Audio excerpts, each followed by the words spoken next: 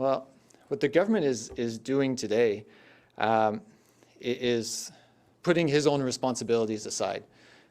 The government is the one who has the responsibility to treat patients in an acceptable time frame, to offer them surgery within an acceptable, medically acceptable time frame. The government is the one who has the responsibility to make sure that people have frontline access to services. And what they're doing today is saying, if doctors across Quebec do not meet my objectives, the government objectives, then I will penalize them on their salary. It's completely counterproductive. If you really think that this is the way to go, you can look at it from an individual standpoint. Can this specific doctor offer more time frames for people? Can this specific doctor be more available off hours to see patients? But when you attach it to a global responsibility, it doesn't make sense anymore, because the doctors I know, they want to operate. But the ORs across Quebec, the operating rooms, are functional 70% of the time. They want to operate, but there's no nursing in the operating, there's no nurses in the operating rooms, so they just can't do it.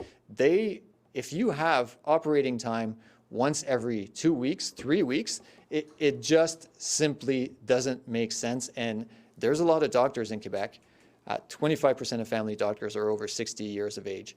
If you start playing in their working conditions the way the government is doing it right now, there's a real risk that a lot of them will choose retirement. There's also a real risk that a lot of them will look at the private sector. I don't think that when the government puts forward measures like this, it understands just how vulnerable it is.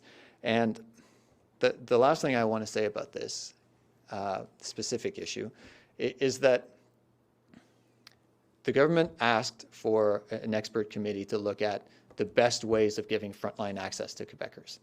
They paid $300,000 to this committee to work for 4 months to find the best possible way of going forward.